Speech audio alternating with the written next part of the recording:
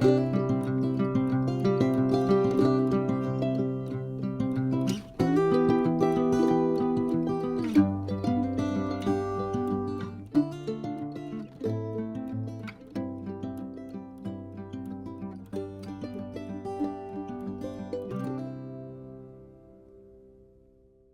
are here unsupervised.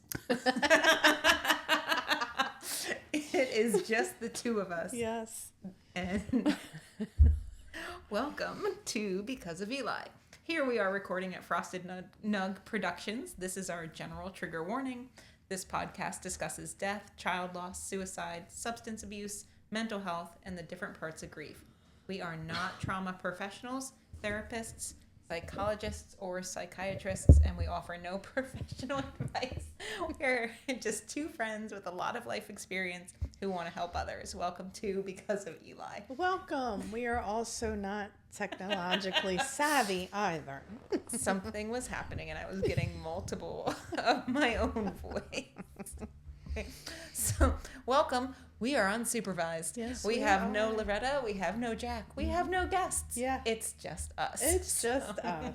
Welcome, Amy. Welcome, Erica. How are you, Amy? I'm good. How are you? Great. I'm not really prepared for today, but I feel like we're just going to be talking about our feelings, so you can't really prepare for that, right? Absolutely. Today's topic is special events after loss, and I think in particular it would have been hard to prepare for this especially because you're so fresh in your grief and we're coming up on some big important days and times of the year. So I think we're gonna get through it as we get through it, and preparing probably wouldn't make it as authentic. Yeah, I agree. So when we ramble, dear listeners, that's why. Yes. If you are here with us, you probably know who we are. I'm Erica. I'm a registered nurse who's worked in the realm of death and dying. And this is Amy. Hello. My background is in corrections, substance use disorder, public health, and psych. And here we are. Here we are. So, Amy, what did you do for yourself this week? So this week, I actually have two things to share. Yay. Yeah. So Saturday, we went with Jack's family to Lancaster. We went there for Shady Maple. I don't know if anybody is local to this area knows Shady Maple, but it's a like all you can eat buffet. Yeah. It's like a big deal. Smorgasbord, as they say. Yes. Not for me so much because I had like half a plate and like 2 bites of ice cream, but it's really good food. So that was fun. It was nice spending time with them. I love spending time with Jack's family. They're funny and like a breath of fresh air. I enjoyed my time with them. So that was nice. And then on top of that, last week, I've been anxiously awaiting updates on Eli's donations. So I got an update last week about his cornea. So he gave the gift of sight to 2 people, a 22-year-old and a 31-year-old. One's in New Jersey, one's in PA. And they did offer the opportunity to be able to communicate with them. So I will be doing that. So I was really excited. It was like a lot of crying, but it was all happy tears. Maybe a little mix of both. Yeah. Yeah. Wow. That's really cool. Yeah. There's probably a lot about organ donation that people don't really know in terms of like what the follow-up is and what people may or may not be up for. Yeah. Because you were given the option of knowing, right? Yes. So you can know or not know. And then you can also choose to get, as they put it, good news or bad news. And I asked, what does bad news mean? Bad news means that it wasn't accepted, like the recipient rejected, or they unfortunately passed away. So I was okay knowing. I wanted to know everything. I like to know everything. So I was open to knowing.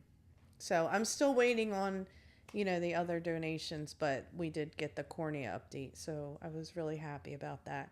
But I do in the future, hopefully we can have someone on from Gift of Life, because I know everybody knows organ donation, but I don't feel like a lot of people understand tissue donation, what that looks like, and how many people you can help. I believe it's up to 75 people for a tissue donation, Wow. which is pretty amazing. And you have 24 hours after death to donate.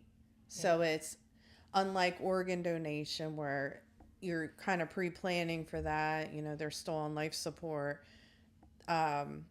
This would be the person passed away, and within that 24 hours, they're able to still use so many things: valves, cartilage, veins, skin, connective tissue. It's so much. Like Eli was literally able to donate everything. I mean, not to be too graphic for people, but if it could be donated, he donated. Wow. So Yeah. that was it meant a lot to me, because although I've lost my son, I wanted to be able to help somebody else. And it also, I feel like it gives them an opportunity to the person that's passed away. They get to live on because of this donation. So there's pieces of him that still exist in this world. And in lots of different places, I'm sure. Like, if they can give to that many people. Yeah. Yeah. Between that and his rocks. Yeah. He's just Yeah. all over the world. Yes. Yeah. And that was the other thing. I don't know if I mentioned it on the last episode, but the group that found his rock initially in Alaska, they travel the world, and they have groups of friends that travel the world. They're actually having a paint party, and they're going to paint their own rocks for Eli. They reached out and asked if it was okay with me for them to do that. And they're each going to have their own rock as they travel. That's so they're so making their cool. own Eli rock. So she's, because I, in that, with that rock, I have a little synopsis of Eli. And they're like, well, we know he likes to hike. We know he plays guitar. We know he likes music. And we're going to go with that as our inspiration for the rocks. So I'm looking forward to seeing what they come up with. Yeah. And I just mailed them some more of like the pictures and the little explanation Like of the Eli. inserts. Yeah. Right? Yeah. Mm-hmm. Wow. Yeah. So I just sent that to them. That is so. Who would have ever thought, right? I know. Like, that the reach would get so large yeah. for that. Yeah. It's amazing. Yeah. That was very, very cool. So, Erica, what have you done? You know, every week I'm like, I don't do anything for myself ever, but I always have something. I know. You don't realize what you do for yourself. Yeah. Until you like really think about it. Well, I really did something. This is like the second episode in a row where I feel like I've done something that was like really thoughtfully for myself. Because Good. I tried something new and it was interesting. I went to cryotherapy. Oh, yes. So I got frozen, basically. Yeah. Good for you. I don't think I could. It was interesting. It was, what I can see is that it's probably very meditative for people because it's a set period of time. There's literally nothing else that you can be doing except standing there and Freezing. Freezing. And it was really, you know, they make you cover your hands and your feet and like wear compression socks and and they made me wear a mask. Oh, wow. So that you're not inhaling you're more inhaling like recycled, humidified, warmed air from, you know, that you're exhaling. But it was like, by the time I went in there, I'm like, I look like I had a robe and earmuffs. And I'm like, how am I getting cold? I don't understand. But it dropped very quickly. You go in when it's already cold. And it was foggy. So you could only see the flashing timer counting down. And it was like very disorienting at first because it was like you open the door and like snow comes out. Wow. And I was like, I don't know about this. And like you step in and like you have what are they called? Shoes, indoor shoes. House shoes? Well, slippers. Oh, okay. Slippers. I call them house shoes. Thank you for helping me with that. Slippers with like rubber soles, so you're not standing on the cold metal.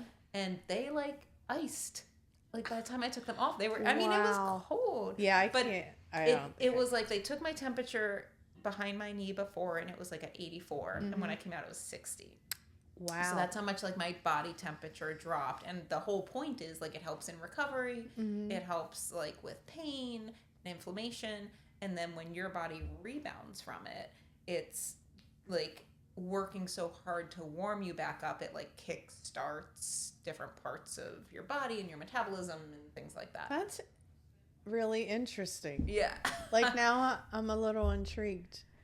I thought it was going to be more painful than it was. Yeah. So like by the time I got down to the last like 30 seconds, I started shivering. Yeah. But it was like I didn't notice until then that I was starting to shiver, Mm-hmm. and I was like, I'm not calling it early in the last 30 seconds. Yeah. No way, not happening. Yeah. There's a spa that my cousin took me to a few months ago. And now that you're telling me this story, one of the rooms was like this ice room. I forget what Yeah. the term was, but it was freezing in there. Yeah. And we sat in there and I actually could stand it. So maybe I could do that. Maybe. I mean, it was cold, Yeah. obviously, but it wasn't like I couldn't tolerate it. Right. And this was like, as you get used to it, like they want you to come back and do it, you know. They were like, you can do it twice a day if you want. I'm like, Yeah. no, but thank you. Do you know how cold it was?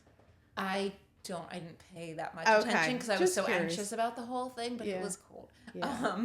But it was like you can change the settings and like then you start going longer and then like they turn on more fans so like the air is flowing Okay. faster and they're like when you turn on more fans the fog gets less and it's less disorienting. Mm-hmm. But yeah, and they were like we can put on music for you, but like at 2.5 minutes, what music am I listening to that's going to actually song. distract me? Right? Half a song, Yeah. maybe, right?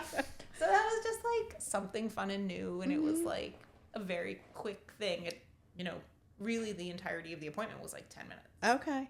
It took more to fill out the safety forms than it did to actually do what I was there for. So do you go in with your clothes or do you have to take your clothes off? You take your clothes off. Okay. Keep your undergarments on. They give you a robe and mittens, earmuffs, the mask, and they give you the compression socks and the slippers. Okay. It was very strange. And I'm not, like I explained when Dawn was here. Yeah. I'm not someone that's going to go somewhere if I have to get undressed. Like, I'm like, nope, no massages, no nothing. And it was like, I'm like, okay, all right, I'm putting on enough layers. I could probably do this. But the place, it also had like a sauna and infrared and like all sorts of stuff. Yeah. I don't know if And it's like a med IV. spa Did or you something. say IV? They do have Yeah. IVs. Yeah, it was and so I looked at a lot of that and just like kind of more curious than Yeah. anything. It's like, hey, this might be worth something like that. But I don't know. I don't know enough about it. Yeah, I'm very open Yeah. to things. So yeah, now I'm a little intrigued. Yeah. And if you just like count down 2.5 minutes, it's not that long. Yeah. It feels long when you're in there and all you're doing is staring at the clock. Right. But it really was not that long of a time period. Yeah. So So I think next time you should update us, like how you feel, because you just did it. I literally So, just did it before Yeah. I came here. Yeah. So I don't. Do you feel different? My fingers feel cold. So maybe next time you might have a little bit. I'm thinking this would be something that like you go for a long run, and like Yeah. a lot of people do ice baths. Like this would be something I would want to go and do after a long run. Yeah. You know, that's the only massage I've ever gotten in my life. Yeah. Was after a long run because I had a gift card and I was like, Yeah. I'm gonna put this to work. Yeah. I'm not Perfect doing it timing. just to do it. Yeah. Not me. No, thank you. Oh, I love a good massage. See, two different people. Yeah. We can still get along. Yeah, absolutely.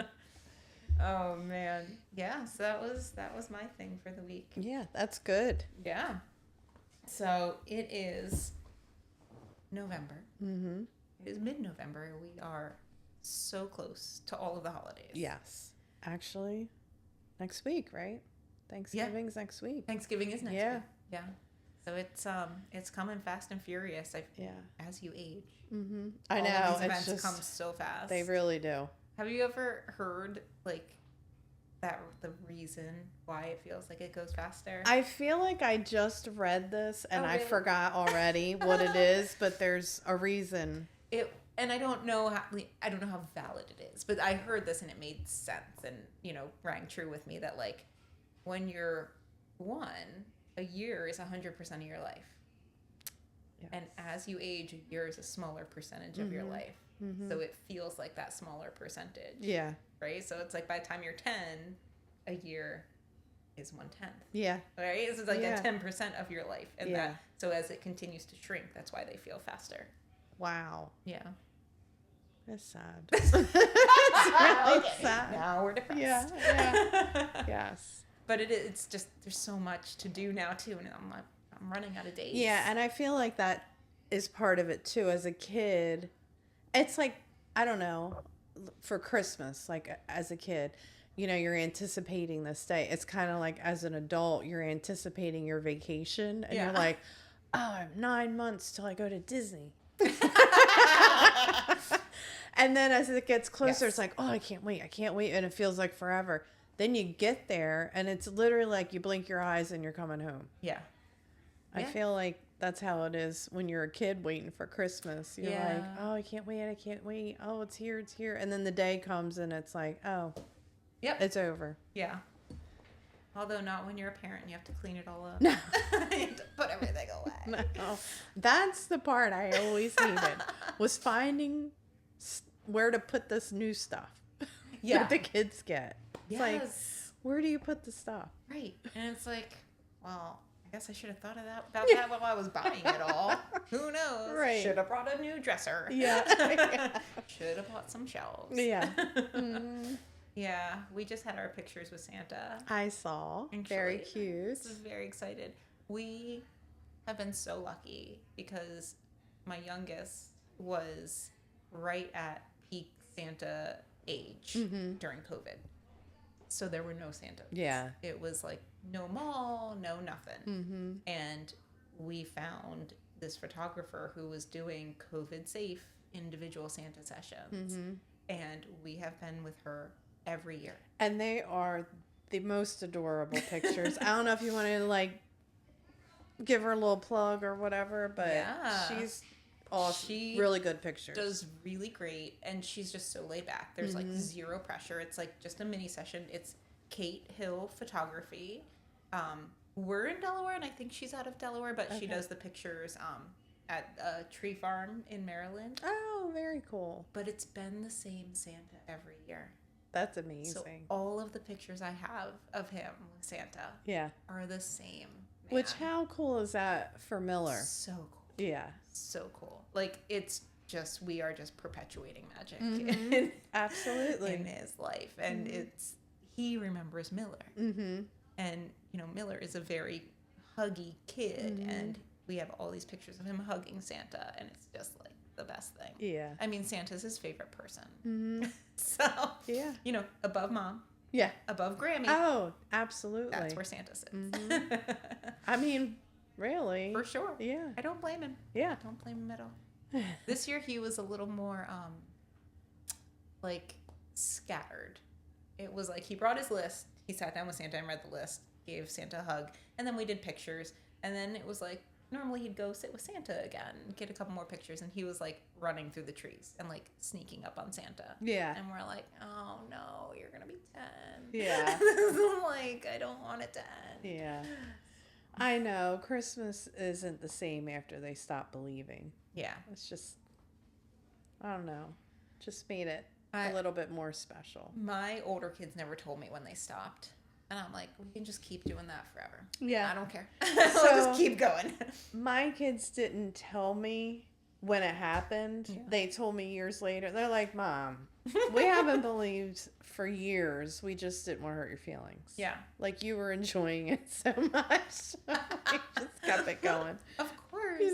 And because my older ones were like 10 and 8 when Miller was born, even once they stopped, it did not matter because in our house, we still had a little kid. So they just had to just keep rolling, keep right on going. Yeah. And that was the point where I was like, I think we're going to not bring back the Elf on the Shelf. Mm-hmm. And that was like mass chaos to have that conversation. They were like, what do you mean we love the Elf? You can't not do the Elf. I'm like, Miller doesn't know anything about it. I don't want to do it. I don't want to have to wake up in the middle of the night to move the Elf or like come up with what to do. And they're like, we'll do it. So now the That's teenagers are in awesome. charge of it. And That's they have to awesome. take care of it. So I was a major fail with the Elf on the Shelf. I had such high hopes. I really did. But sometimes Mom would forget to move the elf. So I would tell the kids our elf's name was Jingles. Okay. I'm pretty sure that was his name. I'm so sorry, guys, because I think it was Jingles. My kids are older, so it's hard to remember. This was so long ago. But I would forget to move him, and the kids would get up, and they're like, Jingles didn't move. And I'm like, you know why? Because he saw what you did, and he's giving you another chance before he goes back to report to Santa. So make sure you're really good today. But what ruined it was Rex. That was our dog. The elf fell. Oh. Rex was carrying the elf, and you would have thought, like, they were like, no! They were so upset. And then Eli said to me, not during that year, but when I went to bring it out the next year, he was like, Mom, I know that's not real. Rex was carrying him like that. You can't do that. That's not how it works. So I ruined it. Rex just solidified it. Like, it was not, no. We have had so many elf crises in the time we've had the elf. And it's just, like, one year we just could not find it. Mm-hmm. And we could not find the same one out in the store. So Yeah. I'm, like, calling all my mom friends. Who has an elf they don't care about anymore? Who can give me an elf? And it was, like, literally we found one online and ordered it. And our elf was just late that year. Oh. And the day before it was made to arrive, we found him. Oh, So nice. now we have two. Nice. One with a hat and one without. Okay. But so we always take a weekend and go down to the Delaware beaches and go shopping and do Christmas fun things just as a family, like just not having to worry about anything. Mm-hmm. And we bring the elf with us. Oh, cool. Well, 1 year, last year, 2 years, at some point, we forgot him. Cause Wait, at he home or at the the beach? Oh, no. So, because we have to leave him until the very last thing, because then, you know, per the story, Right. he leaves from there and then comes back to our house. Yeah. So he's supposed to be like the last thing that we grab on the way out the door. Mm-hmm. And didn't happen. And literally in the hour and a half drive home from the beach, we're like, uh-oh, what are we going to do? Yeah. What are we going to do? And I'm like texting my friends who has an elf. Like, we're in full panic mode. I need one by the morning. One of my neighbors came through, had Oh. one, literally like ran it over to us in the middle of the night so we could put it up. Because this is what we do for our kids. Yeah. And so I'm like messaging my mom. She's the next one to go to the house. I'm like, when you go, can you just grab the elf? Like, he's sitting on this bookshelf or whatever, wherever we had put him. And it's like January 22nd. And we walk into my mother's house, and our elf's name is Basil. And Miller just walks in and said, "What's Basil doing here?" She had gotten him and thought, I'll just leave him on the table Oh, no. for everyone to see. Yeah. So Miller's like, this is weird. Christmas is over. He's supposed to be at the Yeah. North Pole. Yes. So we had to make up something about, he must have come to check on you. Yeah. He wanted to spend time with Grampy Yeah. and Grampy. Aw. So he can visit adults after Apparently, Christmas. yeah. That's what it was. He must have, Grampy just wakes up so early, he must not have had time to like check things out and go back. Mm-hmm. He had to just freeze where Yeah. he was. Oh, Oh, man, it's too much. yeah.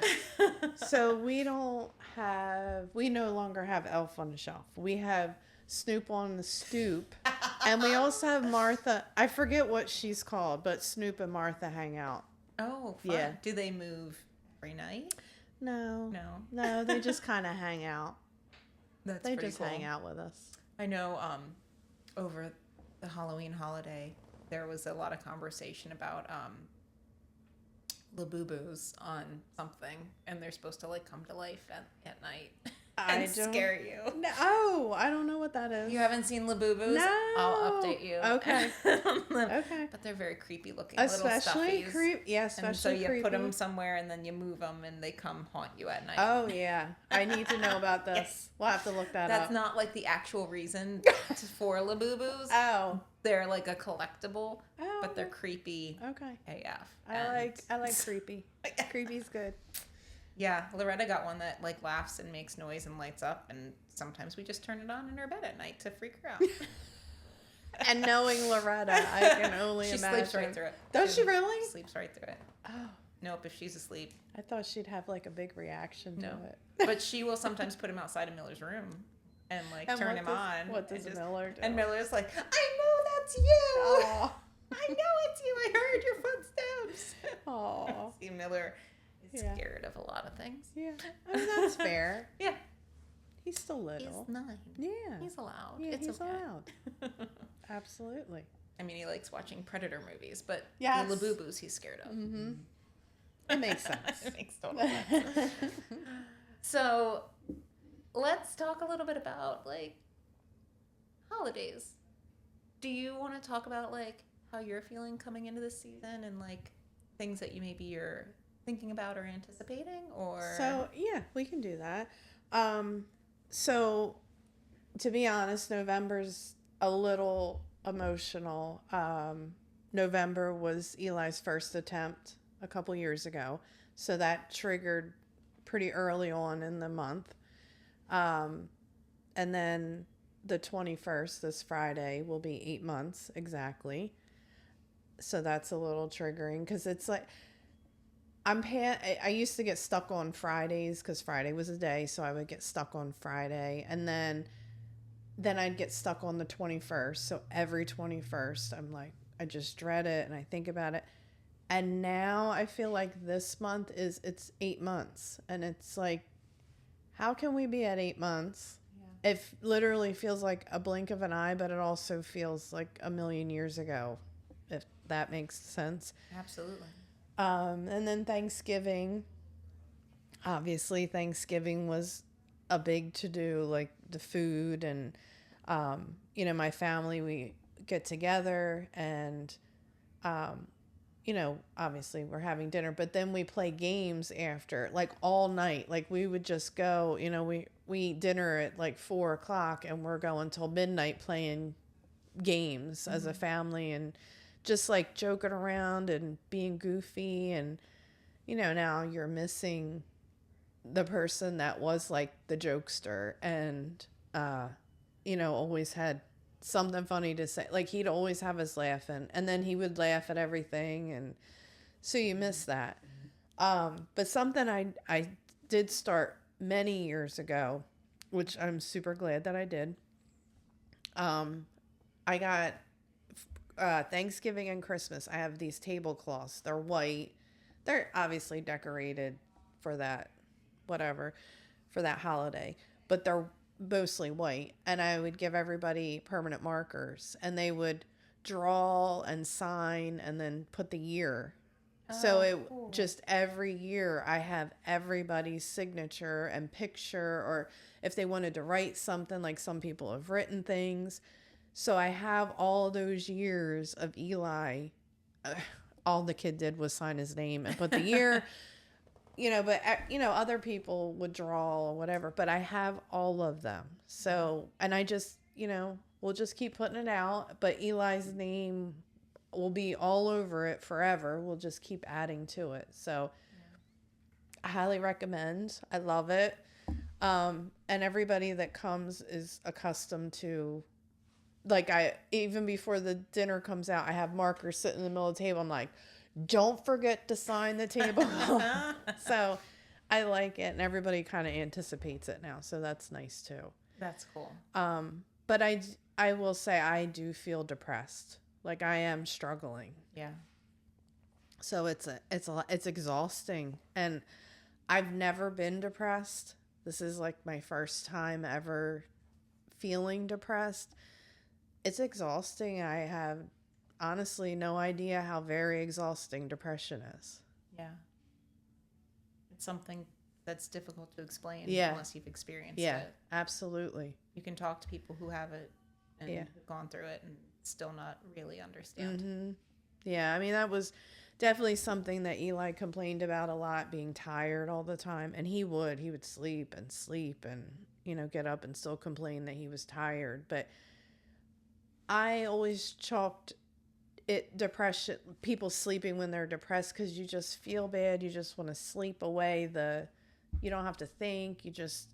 But you're actually physically and mentally exhausted. Yeah. Your brain can change your body. Mm-hmm. The change in your brain chemistry, it can affect all the parts and all the pieces of your body. Like what you're experiencing is very valid. Yeah, and I'm learning that like grief in general is exhausting. Yeah. It not only changes your brain, right?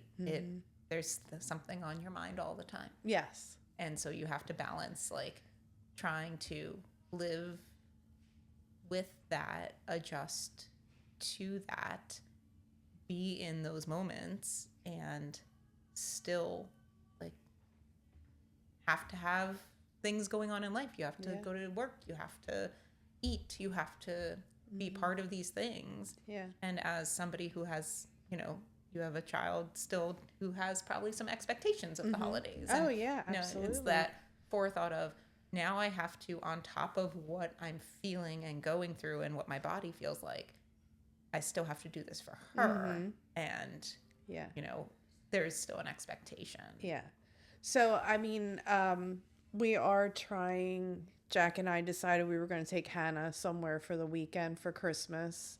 Just do something different. Like we would do something every weekend. Like we would have stuff planned, but we thought we've never gone away for a weekend during the holiday. So let's try that. It'd be something different. So we can build something new too. That's, ours with Hannah. So it's not always like, well, we did this. I mean, we have some things that we're going to continue doing, but then this can just be hers. Yeah. I think that's a really thoughtful thing, because when you go back and try and just recreate all of the other things, it's the magnifying. You can magnify the absence. Yeah. Yeah.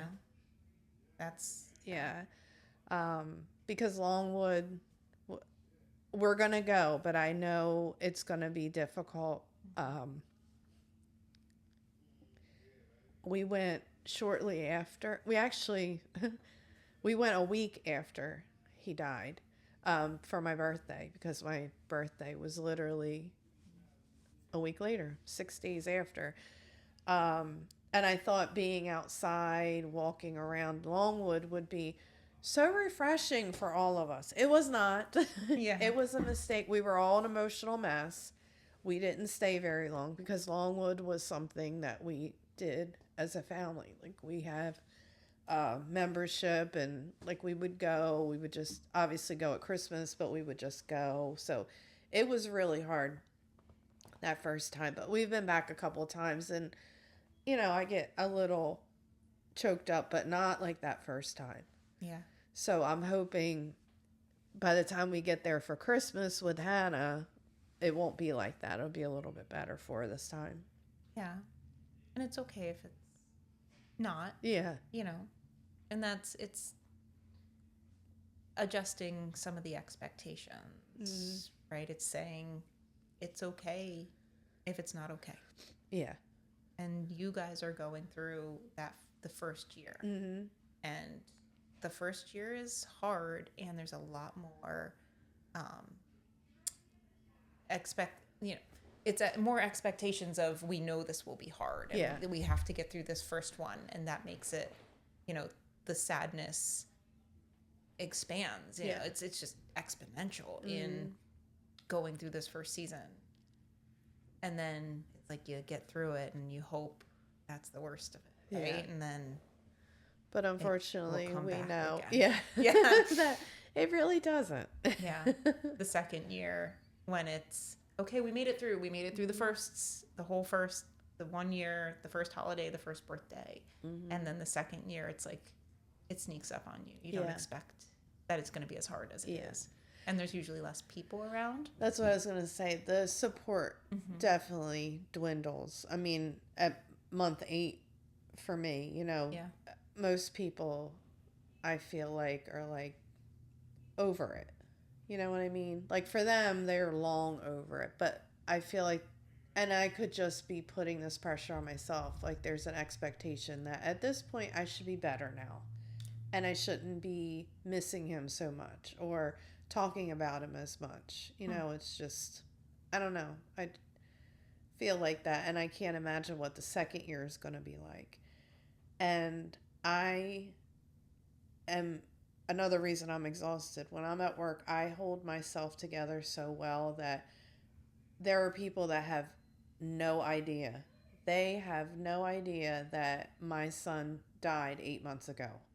And the couple people that didn't realize it was 8 months ago. Like they know, hey, you know, they know my son died, but they don't know when it happened. And just today, somebody, because one of the girls I was talking to, her brother was also a donor and he was able to donate his cornea. And we were discussing that. And she was like, yeah, you know, it's been, this past weekend was 7 years for her. And I was like, oh my goodness. Wow. I said, well, I just got notified, you know, we'll be at month 8 on Friday. And she was like, what? Yeah. And how are you even at work? And, you know, when people find out, that's usually the first question, like, how are you at work? And I had no idea. Like, you can't even tell because I'm working so hard to keep it together all day long. By the time I get home, it's just like I am completely spent. Yeah, because the amount of energy that you're utilizing in just your brain to be there and socialize and be a part of a functioning team. Yeah. And, you know, there's probably a part of you, if I may say, that you're trying not to be burdensome. Right. And you're, you know, so it takes a lot. And you don't realize how much energy that brain power that takes. And your brain just needs a break. Yeah. After that. Yeah. And there are some nights I come home and I'm literally just scrolling TikTok. Sometimes not even really watching the video. Like I just need to just not do anything. Yeah. Just give your brain a break. And yet here you are talking about it. Yeah. In front of our 127 subscribers. Yeah. But you know what? It does. This does help too because I like to help others. So this helps me to be able to help somebody else. So it gives me the oomph to. And hopefully you don't feel like you have to mask here. Yeah, right? no, you can I talk don't. about whatever, and our listeners are just going to have to sit and listen. Yeah. I guess if they don't like it, they can just turn it off. Guess they can fast forward. Yeah. But I don't feel like they do that. Yeah. They see that it's just us, and they're like, skip this one. Yeah. When's the next guest coming we up? need a guest. Have you done any thought about like getting extended support or like extra help for the upcoming holidays? Like, or are you like keeping the pressure on yourself to do it all yourself? Like, are you like, I think I need to farm out like cooking, or I need to farm out a couple of things to people to get through it? I will say my cousin kind of took the reins on dinner. Nice. So she's handling that pretty much. We'll be making sides and stuff. So that was fantastic. I didn't even have to figure it out, think about it. Nice. So that was good. That's a really great way someone can be supportive, you know, in that first holiday season, especially, or the second, as we know, and just taking something off your plate that you didn't even know was going to be a problem until you get to that day, probably. And then it would become a problem. Yeah. Because I was still, and I feel like that's part of like things that I'm having issues with too. I'm procrastinating things too. Like here I'm 2 weeks away from Thanksgiving. I would normally have a turkey by now. I would know exactly what the menu's going to be. Or if I was going to order something, I would already have that done. Like I haven't done anything. And even Hannah's like, Mom, what do you need me to get you know, she gets done work and Aw, she's yeah. like, do you want me to start picking up some things for dinner? I'm like, I don't know. I haven't even like thought about what we're having. Yeah. So, I mean, I'm very lucky that she stepped in and was like, yeah, I got this. Yeah. That's something that some people might not have. Mm-hmm. And I think part of that comes from people don't want to be intrusive. Yes. And, you know, even though they might want to do something to help, they don't want to like ask, or Yeah. they might just say, let me know what you need. Yeah. And I think the message is like somebody in grief, it's okay to have an idea of what you're not doing and what you're not ready to do. Right. And be able to pass that on to somebody who says, let me know.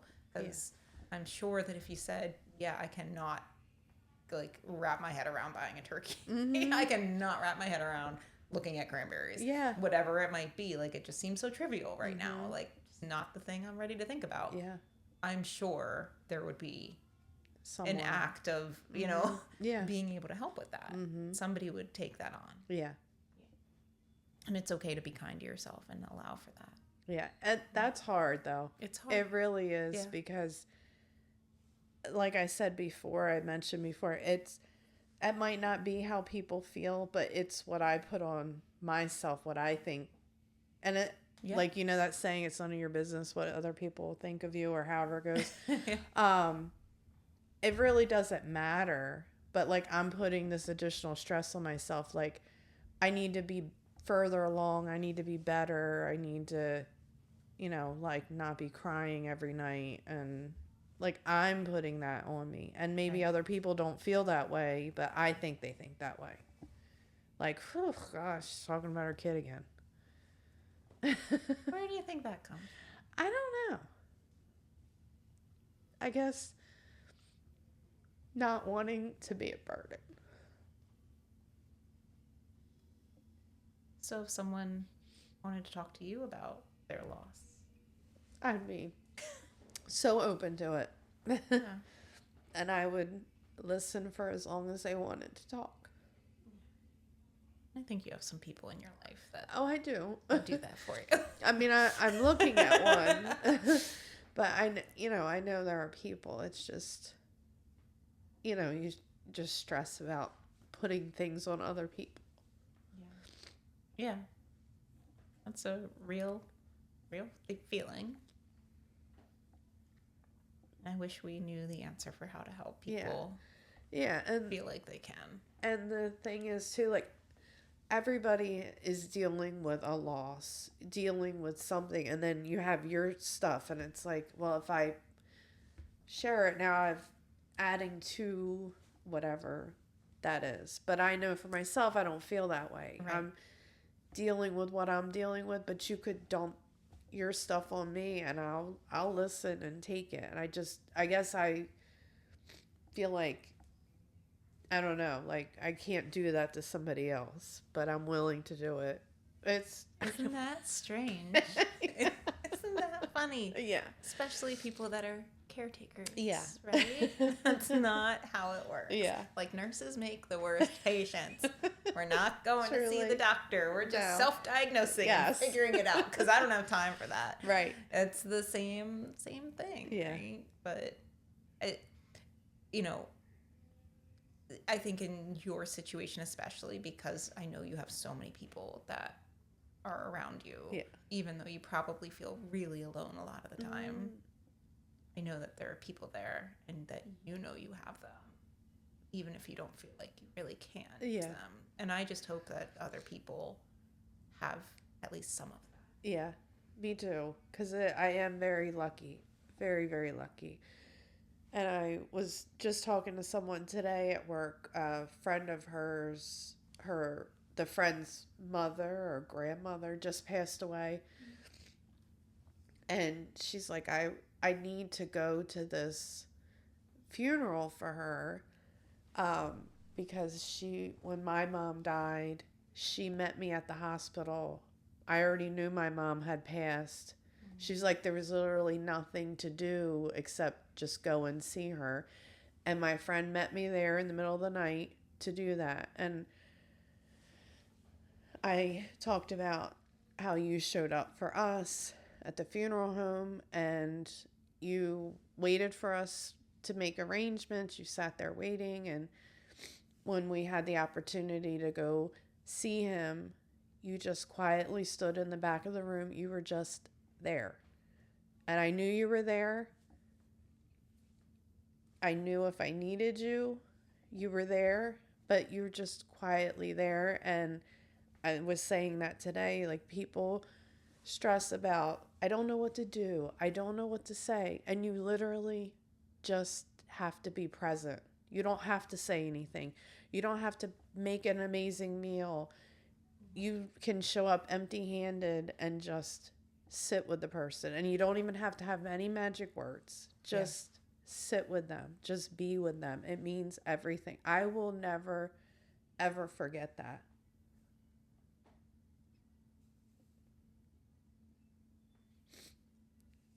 I mean, I've had a lot of people do a lot of kind things for me, and you've done so many other things, but that was an amazing thing. And I was worried about being intrusive, so I'm really glad to hear that. I'm like, no, I mean, it was the last time I was going to see him. yeah, that the whole experience, you know, is an unprecedented thing in someone's life, right? And if somebody is able to just be there to bear witness, Yes. and then it creates this environment of knowing, right? And it's a scary thing, but if somebody has the capacity to be there, and because then it's like, it's something that, like, I know. Yes. And so that means it's something you could talk about. Right. And it's something that you know, you don't even have to explain it Yeah. to me. Yeah. You know, it just is. And that is something that, just like you said, you don't have to have magic words. It's just a gift of having somebody there. Yes. You know, we talk about that a lot with, like, patients when we're talking about, like, hospice realm, and you know, the nursing staff, they teach the families everything. Yeah. They don't need them there anymore, but being there to, like, bear witness and hold that space for that family, and just knowing that they're not alone is such an important part of the process. It really is. And just gives them that, like, it's hard to even describe, like, what the feeling is, that, like, just knowing there's, like, okay, there's a safe space if I need it, or if, you know, whatever that might be. Yeah. And like you've mentioned before, bearing witness to the grief it's so powerful for the griever. Yeah. And it's, you know, not something everyone can do. Right. But the people who can do it know, you know, and I think a lot of times people, they can do more than they think they can, you know, especially if, you know, it might be a scary thing if you haven't had a lot of death experience, but it's something that you're more capable of than you think. Can I tell you a funny story about that? You sure can. I would love that. So I work at a school part-time, and I was working there that day, and, you know, I let my head of school know, I'm like, I'm leaving. And I actually said, I think I'm leaving. Yeah. I hadn't really gotten confirmation. So I'm like, but if I get, like, the, hey, it's definitely this time, and yes, definitely, I'm going. Yeah. So I was not wearing my typical school clothing. I was a little nicer for zero reason, because it did not matter at all. I know, but you look so nice. I felt very professional that day. So I went, and then I went back to the school, because I you know, had more of the school day, and nobody but the head of the school knew what I was doing. And I walked in, and it was, like, dismissal time, so, like, all the teachers are standing around, and I walk in, and they're like, why are you all dressed up? What were you doing? And I'm like, I did not feel like saying any. Yeah. And so I'm just like, job interview. thought you were gonna say that they said, "Were you at a funeral?" No, because then that would have been a whole. Yeah. Like then I would have had to be like, no. No, But but they- the arrangements. No, and I stared because, you know, there's all sorts of different dynamics in a staff. And Yeah. the woman who asked, who was like, where did you go all dressed up? And I just looked there and said, job interview. And she, like, her face fell and it was like, she went pale and she's like, good luck? Are you leaving? What's happening? Like, who would ever say that in the middle of a workday? Right. Now to a job interview, Yeah. guys, like, Yeah. and in front of their boss. And Yeah. my boss just about lost it. She was like, oh my God. But she was just like, yep. Yeah. That's funny. I think about that all the time. And it was like months later that I was out with this person socially and said, well, happened to come up in conversation because Yeah. she was talking about grief. And I said, yeah, I've got a fun story about that. Remember that Yeah, I'm time? like, remember the day I said I was at a job interview? You know what I was actually doing? Yeah. And she was like, oh. I'm like, you never know. You never know what somebody's actually going through and what they're Exactly. willing to hide Yeah. from you. Yeah. Yeah, it was, I was like, I'm not willing to share this with anyone. It's not mine to share, you know, at Yeah. that point, Yeah. especially. Yeah. I love that. It was just, I think about her face a lot. Wow, you're just putting that Right? out there. Yeah, like she had snapped to her boss. Was just like, did you know? Yeah. Yeah. Yeah. That's funny. She's like, yeah, I knew what she was doing. That's funny. Yeah. Oh man. Oh, sorry. That's okay. So, I looked up some like things to think about, but I think that we've gone through a lot of Yeah. them. Like if you're going into a holiday season, Yeah. having realistic expectations, setting and upholding boundaries, Mhm. right? So this is like, if you can't do it, it's okay. Yeah. It's okay to say no, and it's okay to change your mind. Because I think that's really important, because we Yeah. can put all of this pressure on ourselves and then Yes. say, Absolutely. I don't even want to walk out the door. Yeah. And that's okay. Mm-hmm. I'm going to come drag you out if you do that. Yeah. But Yeah. for everyone else, it's Yeah. fine. Yes. Amy's not allowed to For me, isolate. yeah. For me, I need to be around people. Yeah. Like isolating just for me anyway makes it worse. I think you've canceled like one thing on me Yeah. since all of this, and Yeah. I was like, "What? No, Yeah. not okay. Yeah. Not okay." Yeah, because if I make plans, Yeah. I keep them. Mhm. I'm not so if I break plans, Unless- unless I'm physically unless you- ill, you need to find out what's happening. Something's wrong. Or if you've driven an hour and a half in the wrong direction. Which I did that. I am so disappointed in myself because I am very good. Normally, I you are am on very it. good at finding my way around anywhere. I could go somewhere once and I could go there again without a GPS. Like, I know my way. Not this day. I don't know what I did. We're driving. We're supposed to be going to Rehoboth. Nope. I'm going to Baltimore.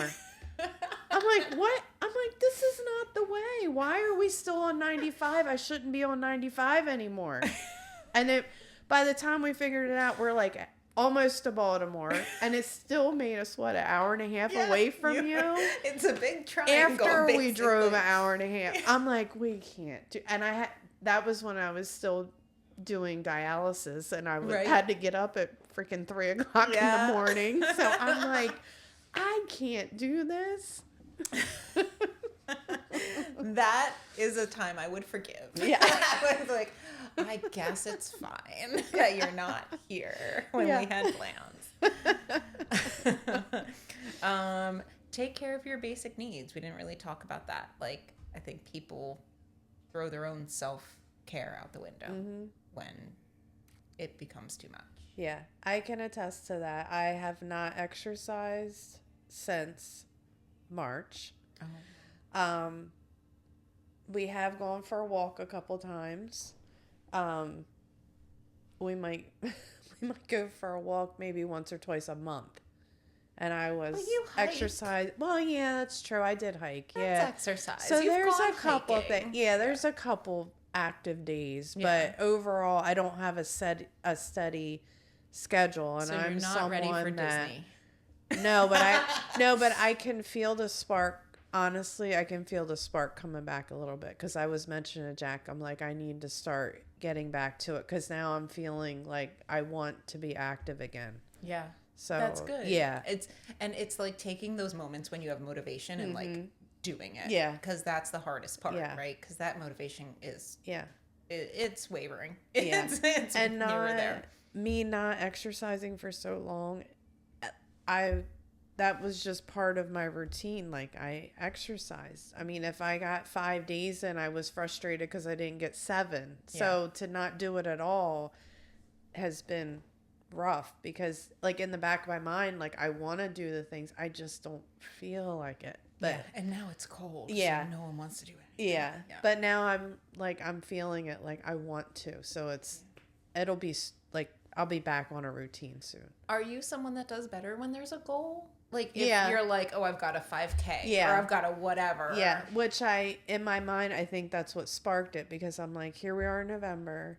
The Donor Dash is in April. So I want to be able to run that. Yeah. And I haven't ran since the Donor Dash. Oh, wow. So I'm like, I really have to start getting back to it because I want to be, I would like to have a good time.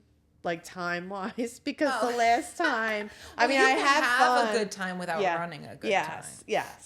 So it's still fun, but you don't I wanna would feel like a goal Yeah. of doing well this year. Yeah. For Eli, you know what I mean? Yeah. Like I would like to have a good And- time.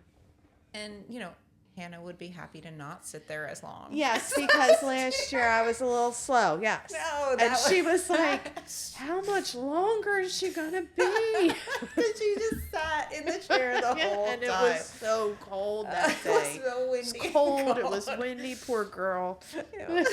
But she was there. Yeah. And then I came running up and I'm like, she's right behind Yeah. me. She's Yeah. 6 minutes Yes, behind exactly. me. And they're like, 6. oh, I guess we better go find her. Guess we need to get up from our chairs Yeah. and out of our jackets. Yeah. Because that's definitely, like, I was thinking about that. I'm like, it's got to be, like, we're within, like, a time period to start thinking about that. Yeah. So I think that's what's kind of sparking it too, because I want to do well. Yeah. And you get a treadmill or a walking pad or something? I got a walking pad, so I thought I'd do that, but I need to go to the gym so I can You run. need to 'cause actually I be don't. running. Yeah, because I don't know about that pad. I don't know about running on it. No, if that I don't would know be about like I this feel like one. I'm gonna be flying off of it or something. Because there's nothing to hold on to, No, right? there's not. And the way I am when I'm running on the trim, I mean, I do it when I'm out running though, like without the treadmill. I'm like off this way, then off this way, then off this way. So on that pad, I just feel like I was just like, bam, right onto the dog. Yeah. It's every time I get the yoga mat out to like do some Yes. workout, and then the cat is Yeah. like, here, yeah, hello. Oh, thank you for bringing out my bed. yeah, I'll lay down right here. Yeah. I'm like, this is why I go to the gym. yeah, yeah. So that's a good one. See, take care of your basic needs. Yes. Be kind, get support, and process your feelings. Mhm. Like, it is okay. I think you're so good at verbalizing what you're going through, and I don't know if that's just because, like, you have to come on here and talk about it. I think a little bit of it is from therapy. Oh, too. okay. Like that has helped me express. And I'm going to be honest, this is probably going to sound like, oh, your husband. But Jack makes it safe to share. Even when I'm like, it's not Like if you're being a unreasonable. positive. Unreasonable, or I have like a gripe, Yeah. He's okay. Like, I mean, sometimes it causes a fight because who wants to hear something negative? No. But for the most part, like I can say, I didn't come from a family where you could share your feelings. Like you're a kid, you don't have feelings, So I've always been, you just suppress. Then I started going to therapy, and then it was like, no, you're allowed to speak your feelings. You're allowed to have feelings. Yeah. Even if you're not right, you're still allowed to have the feelings. So Jack and I have learned to communicate with, I'm not saying this is true. I'm saying this is how I feel. So then Yeah. it's not like if I'm like, oh, I don't know, I can't even think of anything off the top of my head. But instead of saying someone's doing something, it's how my perception of it. And I feel like he takes that a little bit better. I bet a lot of people would. Yeah. That's probably Yeah. a really great tip. Yeah. For couples. Marriage trip. 'Cause that it's we've just learned. in theory, right? It takes the defensiveness Yeah. out of it a little bit. Yeah, right? because you're not accusing someone of anything Yeah. or putting your feelings on them. It's just, this is how I feel. Yeah. It's a good tip. Yeah. It's a good one. So, and it I mean helps that- you process your feelings Yes. and helps you be able to verbalize them better than somebody who maybe doesn't have support or doesn't Right. feel like they can. Yeah. So I think that helps a lot too. Yeah, sure. On top of holidays, there's other special events that people often want to acknowledge a family member who's lost or who's been lost, or grief that they're having, and a lot of different, a lot of people do things a little bit differently, right? So I've officiated a few weddings, and 5. That's it.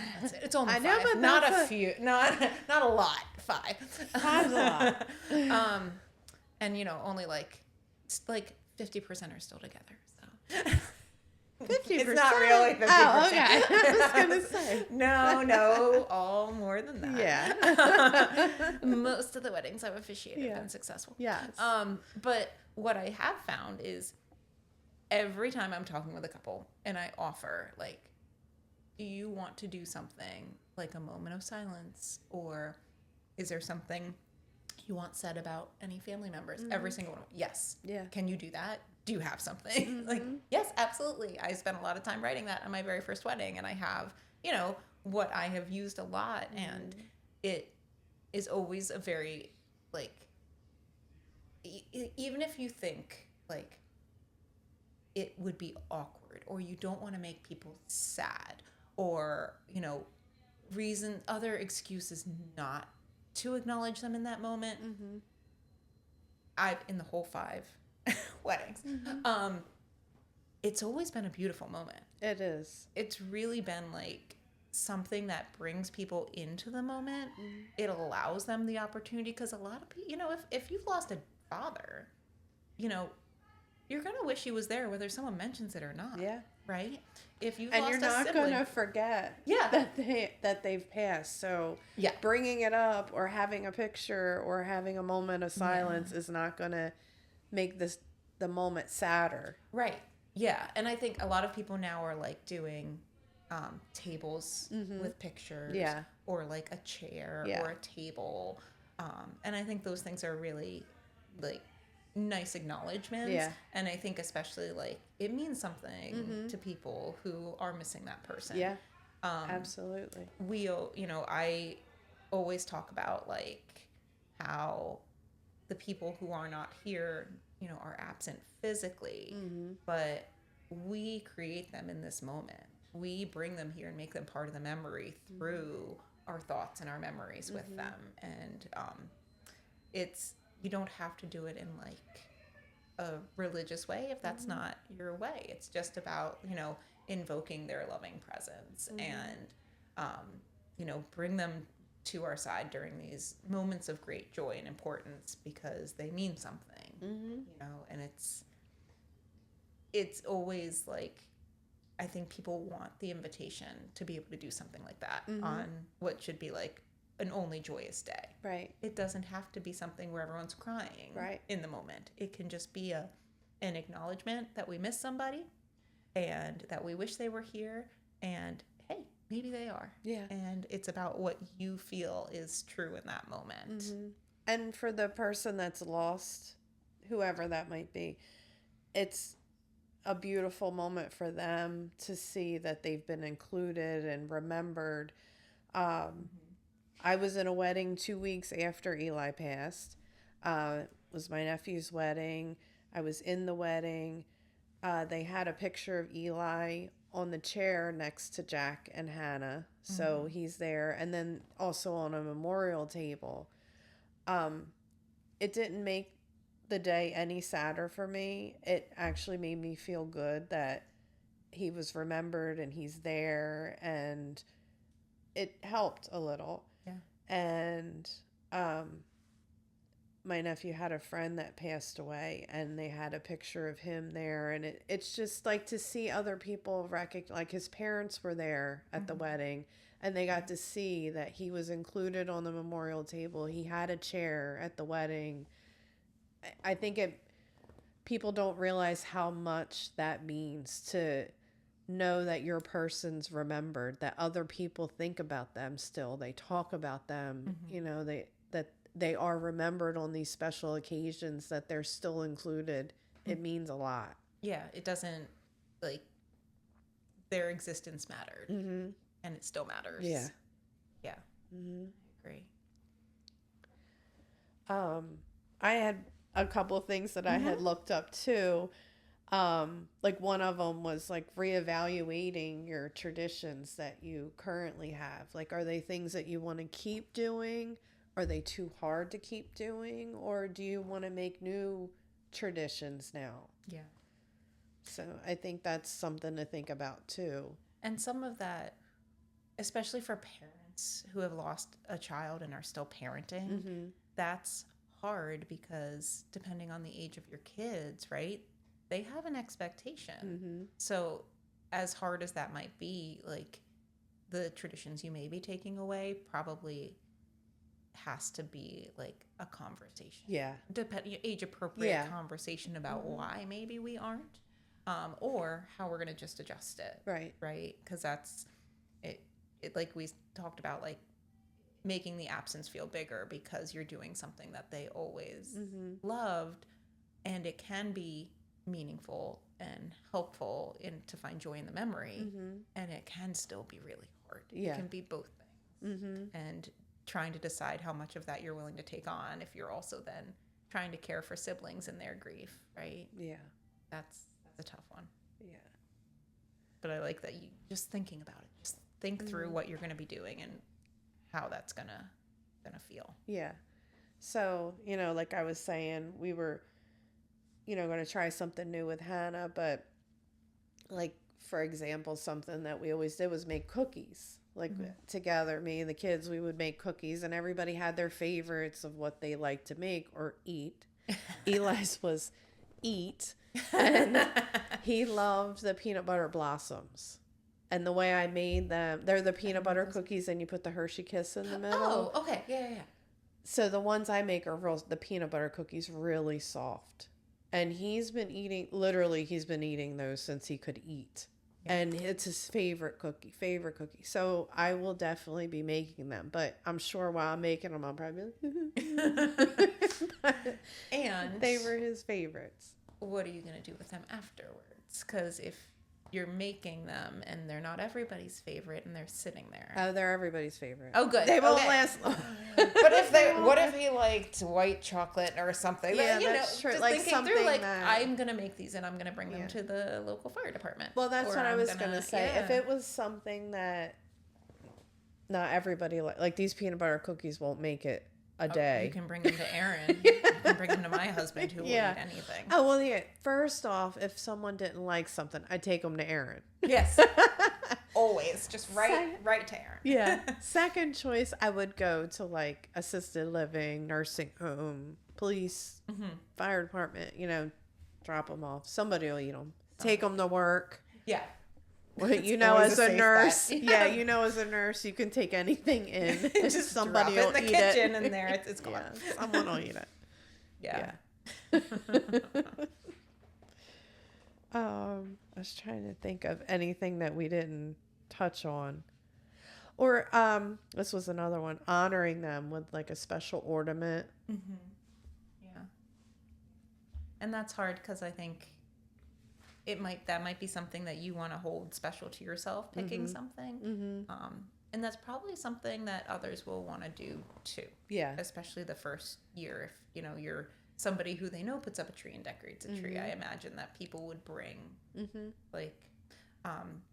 Delaware Hospice had the Festival of Trees Yes. this weekend, and they had memorial ornaments, and you know, I'm like, lots of cardinals, lots of angels, and I'm like, these are going to go into homes where they've had a loss, and this could be like that ornament, or people are going to buy them for somebody who, you know, has had a loss. I didn't buy you. I thought about it, but I didn't, because I'm like, you might want to be the one that picks that. It's like baby's first Christmas in a way, where sometimes if you're having a baby around that time, you get them. We have several, because Miller's birthday is the day after Christmas, so I was very pregnant. So lots of people got us baby ornaments, and he wasn't even here for Christmas. Eli's 2 weeks after Christmas, so that's going to be rough. You got Thanksgiving, Christmas, and then his birthday, you know, 2 weeks later. So it's going to be a rough few months. But we always had an ornament. Everybody would get a new ornament every year. So the tree's just covered in ornaments. I don't think I'm putting those out this year. I think I'm going to just do like a themed thing for this year. I don't know if I can pull out, all those ornaments. Maybe next year. Or maybe next summer. Sometime when you're not thinking, I have to now display this. Right? It's okay to do it off time. And maybe that would give you time to consider. Instead of like, I have to take this out and put it on the tree or put it back in the box. Like, that's a terrible decision to have to make in the moment. You know? And I just, for Hannah, I just don't want to make it just sad. You know, we're decorating the tree and I'm pulling these ornaments out and I'm crying like, oh, this was his first one and this was his last one. And have you asked Hannah? No, I haven't. I actually should do that. I'm making decisions about her for her. I mean, it's which is an easy thing to do, right? The instinct is protect her. And you know how you're going to react to it, but you don't know how she's going to react to your reaction or the act of it. And she might, I mean, I don't know, Hannah. I'm not reading her mind. I'm not trying to, but kids surprise us all the time. And she might say, well, maybe could we just get out a couple or these ones are really important to me that I want to see, and then you can think through like the time frame in which you want to do that. And that's true. That's a good point. I mean, she went from I can't look at a single picture of him to, now she has pictures in her room. So that was a big step for her, because in the beginning she refused to look at any pictures. She's come along. She really has. Yeah. She's doing well. It's hard because for Hannah, Eli was her social outlet. Eli was everything. And now it's just me and Jack. That's all she has. She doesn't have friends. She doesn't go anywhere. Everything is through us. So everything she does outside of work is with us. So I'm sure she's probably tired of hanging out with us. I'm going to send Loretta over. Yeah. Hang with her for a little bit. Yeah.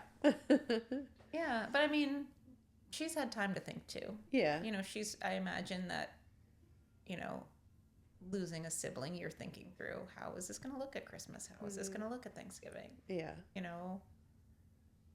Just like you are. I mean, we did quite as strong, but we did get through Halloween. So, I mean, and she did mention, like, oh, we watched this with Eli. Or, like, or we were trying to figure out the Friday Night at Freddy's. Five Nights at Freddy's. 5 nights. What did I say? Whatever I said. You know what I mean. Yeah, I know what you mean. And I'm like, did we watch that? And Hannah was like, yes, we watched it. We watched it with Eli. And that's, like, coming around, because before she wasn't saying stuff like that. Yeah. She needed some time. She's so introspective. She needed to process it herself and figure out where she wanted to be with it, I think. Check in with her. And get back to us. That's true. That's true. I should do that. I think the only other thing I had was realizing that the way you feel today may change over the holiday season. Yeah. So I'm like the ornament. I feel this way today, but maybe when the tree goes up, I might be like, yeah, I want to put a couple of them out. Yeah. Yeah. And I think I keep comparing this to like birth because it's a major life event, right? Yeah. But it's like having a birth plan. Mm-hmm. You can plan all you want, but then the day is going to come and you're just going to do the right thing no matter what. You have to have that ability to be flexible because it's, that'll help save you in the moment. Yeah. Right? Yeah.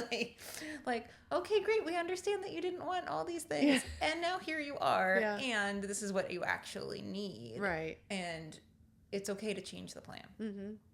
Having a plan is good.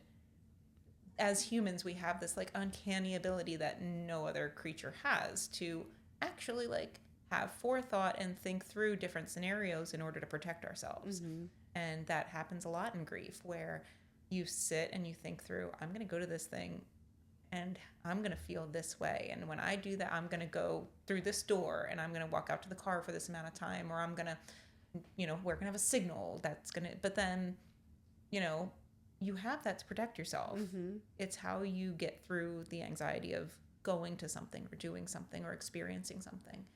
And then when you get there, it can all be very different, or you may never have to use that plan. But being able to put it, like walk through it in your brain is a protective mechanism. Mm-hmm. And a lot of people utilize it, without even thinking about it. So thinking about it now and making those plans is important. And knowing it could change. Right. Is important. Mm-hmm.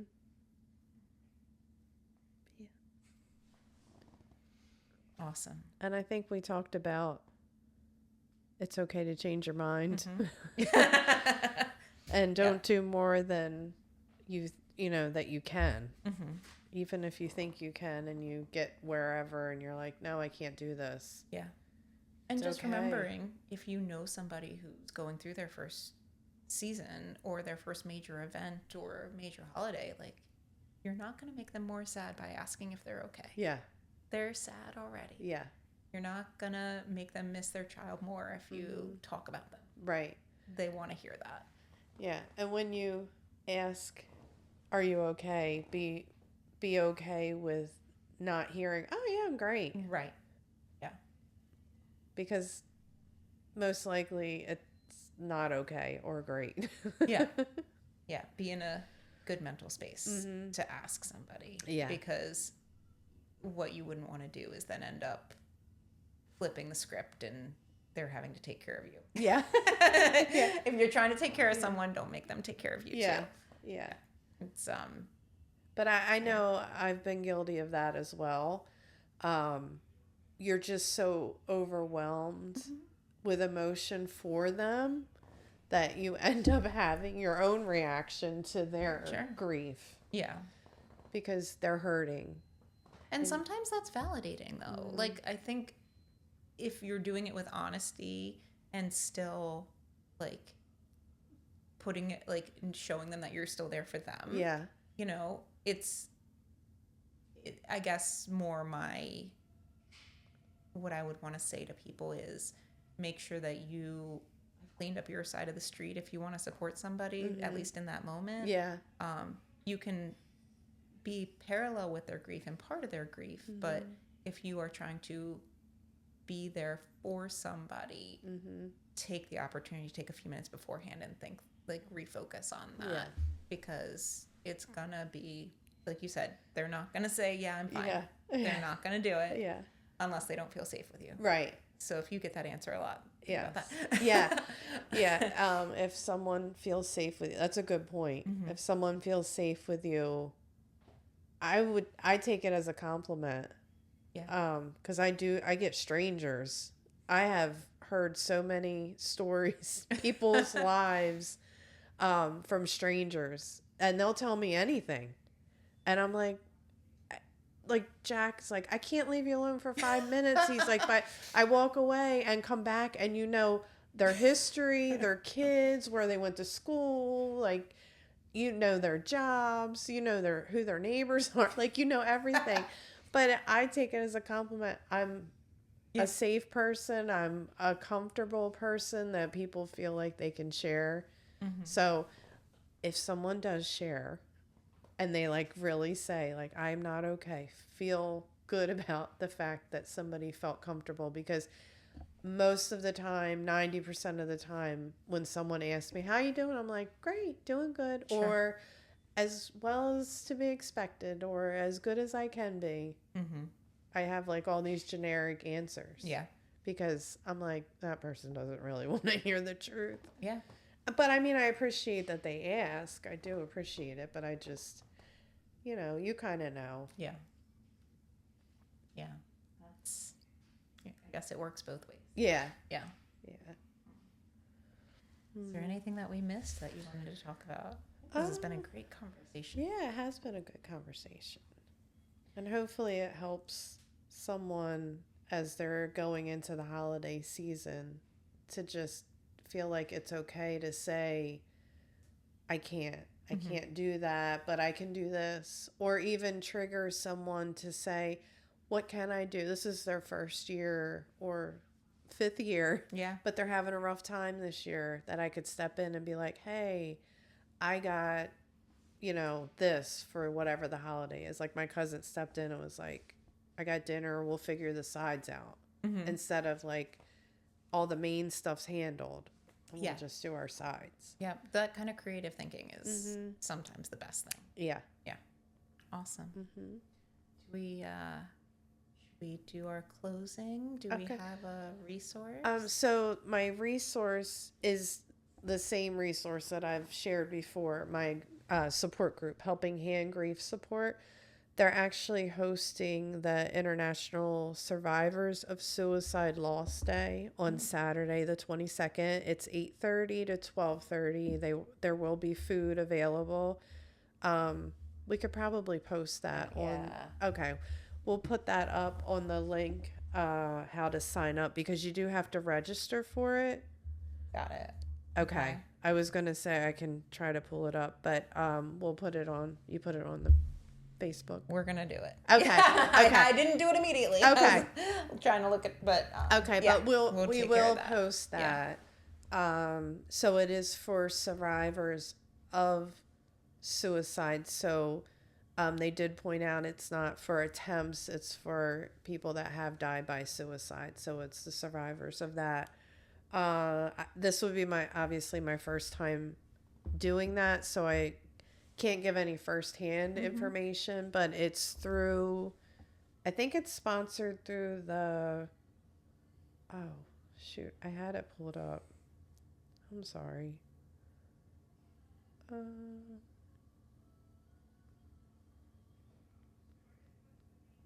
We'll have to get Jack to put a little music on here where I'm looking.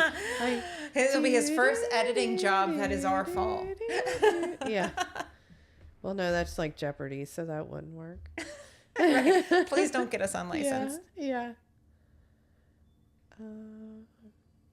So this will be up by then too. Yeah. Right? Yeah. I can't find it, but we'll post it on our social media. Yeah, we'll post it, but I should have written more information down.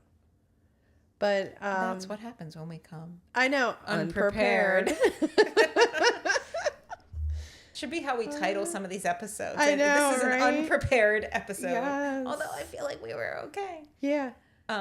So American Foundation for Suicide Prevention. Okay. That's who puts this on. Mm-hmm. But my support group is hosting the one that's local to us. Okay.